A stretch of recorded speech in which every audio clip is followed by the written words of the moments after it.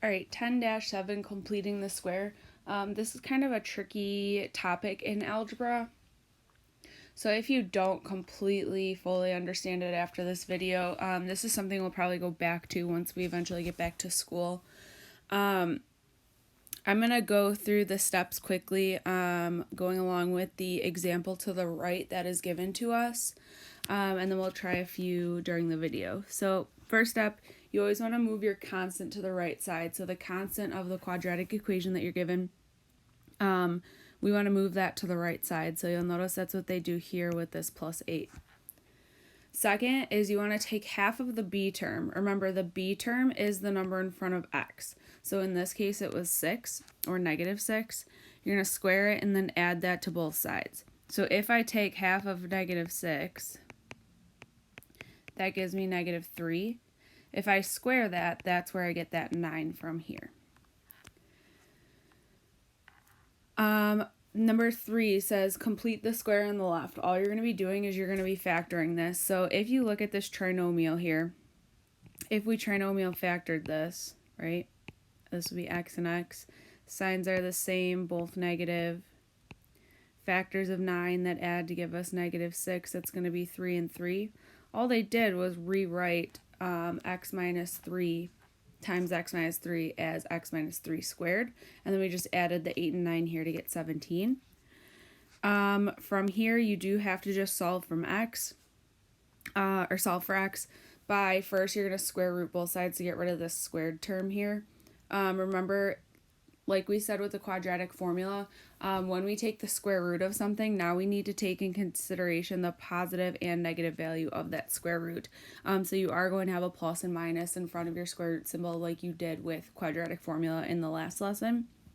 And then finally, just add the 3 to both sides here to get x by itself, and this would be our final answer. Okay, so let's try number 1. First step is we need to get the constant to the right-hand side. So I'm going to add 20 here. That's going to give me x squared minus 8x. And I'm going to put a plus and kind of leave like a space here. That's where we're going to add that value when we take half the b term, square, and add it to both sides. I'm also going to do the same thing on this side and be adding some value to that side as well. Okay, so the second step, take half the b term. So my b term is negative 8 here. So half of negative 8 is going to give us negative 4. And if I square that, we're going to get 16. Okay, so 16 is going to be going in these spaces here. So this is going to say x squared minus 8x plus 16 equals 20 plus 16. This value that you add to both sides is always going to be positive, because whether you square a negative or a positive number here, you're always going to get a positive value. Okay, next step is we just need to factor this left-hand side. And we can add here 20 plus 16 gives us 36. X and x, signs are the same, both negative.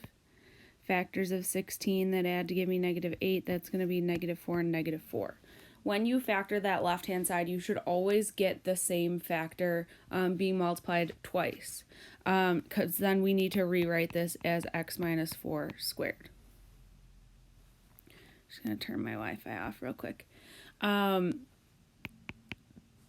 If you are not getting the same factor being multiplied by itself, then you did something wrong when you went to factor. Now here's another little kind of hint as to how you can kind of skip this factoring part here and go straight to this. This number here always has the same sign as your b value and is always half of your b value. So half of negative 8 is going to be negative 4. So you can use that trick as well. So I'm just going to rewrite what we had just so we have kind of a clear workspace. Okay, next I just need to solve for x. The first thing I need to get rid of is the squared here. So to get rid of something being squared, we need to take the square root. That's going to cancel the squared here, and I'm just going to be left with x minus 4. Now the square root of 36 is 6, but remember we need to take into consideration positive and negative 6. From there, get x by itself. We're just going to add 4. And we're going to get x equals positive or negative 6 plus 4. A lot of times you're going to see that written like this. Let me just get rid of this line. A lot of times you're going to see it written with the number first, then the plus or minus.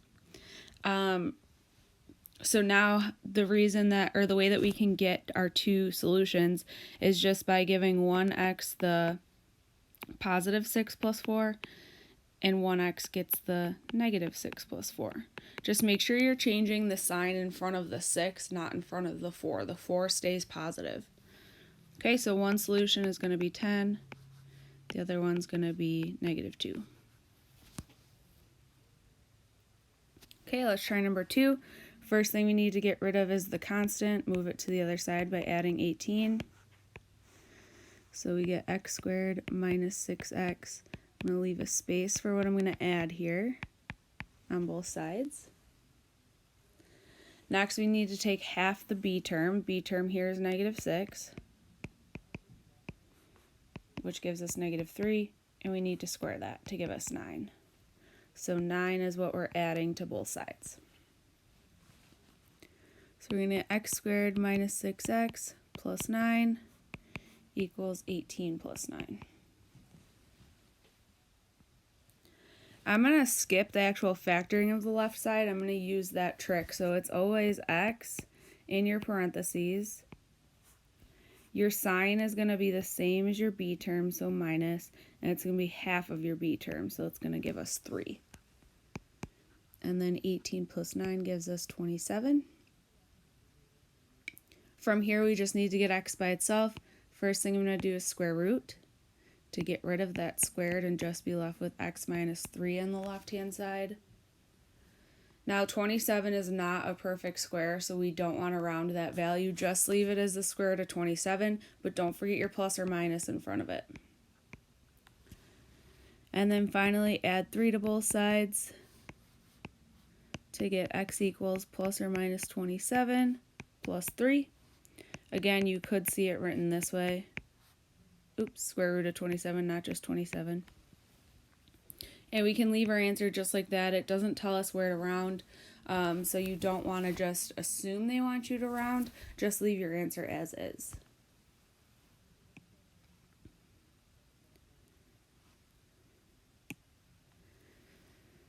All right, number 3, find k so that it makes the trinomial a perfect square. This is asking you to do that step of the completing the square steps, where you're just going to take half of your b term and square it. So our k value that we're eventually, if we were completing the square that we would add to both sides, is just going to be half of our 20, which is 10, and we're going to square that, which is going to give us 100. So our k value here, that value we would add to both sides, is going to be 100. Number 4, this again is not asking us to complete the square. All it's asking us to do is find the solution. So we're kind of doing those last couple steps of completing the square where we just have to get x by itself. First thing you want to do is get rid of the squared, so let's square root both sides. We're left with x plus 7 equals, square root of 25 is 5, but don't forget your plus and minus. Finally, to get x by itself, we're going to subtract 7 from both sides. So we get plus or minus 5 minus 7. To find our two solutions, one is going to get the positive 5 minus 7. Other is going to get negative 5 minus 7. Again, just make sure you're changing the sign in front of the 5, not in front of the 7. We subtracted 7, which means 7 is going to stay negative no matter what. Okay, so 5 minus 7 gives us negative 2. And we're going to get negative 12 here.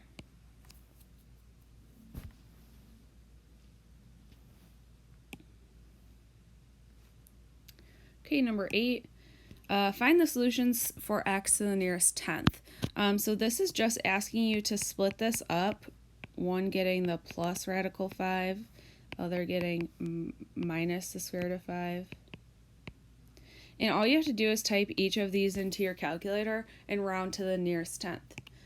So pause the video, type both of those in, and then play it again for the answer. Okay, when we type this left one in, we get to the nearest tenth should be 0.8, and the right hand side one is going to be negative 5.2.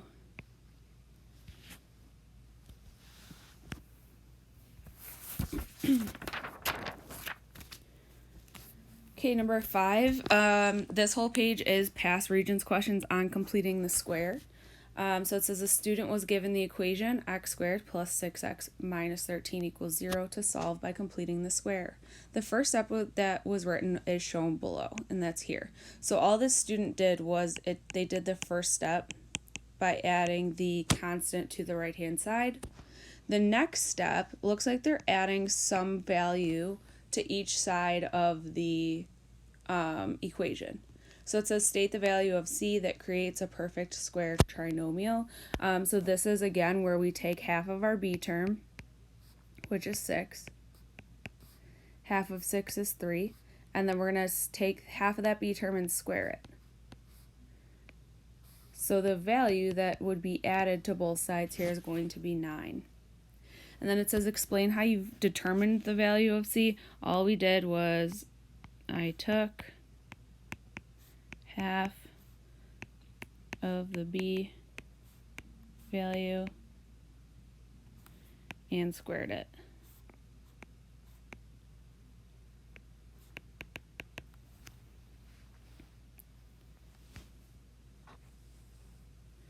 Number 6, if Lila completes the square for x squared minus 12x plus 7, in order to find the minimum, she must write f of x in the general form, x minus a squared plus b. What is the value of a for f of x?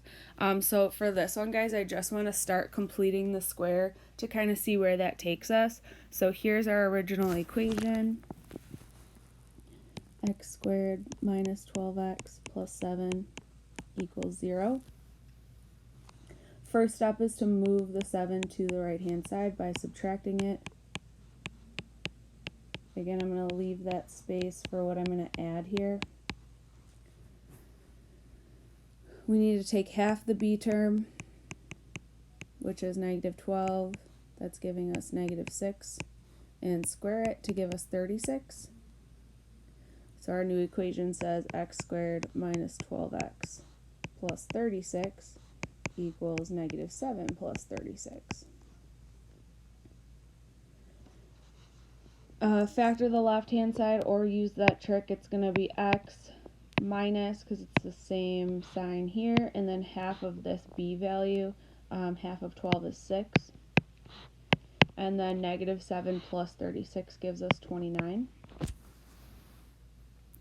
So notice, looking at this, that they want us to get this in this form, x minus some value squared plus b. Notice we have that x minus the value 6 squared, but now we just want to move this constant over to the other side. So the way we do that is we're just going to subtract 29, and now it's in that form, so we would get x minus 6 squared minus 29 equals 0.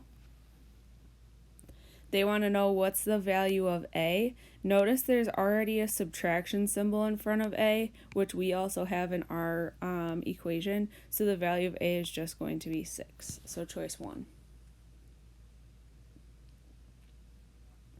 Number 7, when solving the equation by completing the square, which equation is a step in the process? So let's just start by completing the square here until we kind of get to something that looks like one of these choices.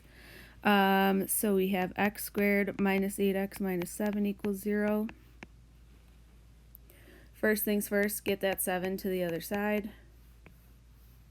So we're going to get x squared minus 8x plus that value we need to find equals 7 plus that value we need to find. Okay, let's find those values. We need to add to both sides by taking half of your b, which is negative 8. That gives us negative 4. Square that to give us positive 16. So 16 is going in these spaces here to give us x squared minus 8x plus 16. Oops. equals 7 plus 16. Okay, I'm going to factor the left-hand side. X minus 4 squared equals 7 plus 16 is 23. And hopefully you are noticing what we have right now looks a lot like choice 2. Unfortunately, there's no really easy way to remember how to do completing the square. It's just kind of some steps that you're going to have to memorize. A question about completing the square does show up on the exam every year though. But like I said, if you're kind of struggling with it, this is something that when we get back to school we can go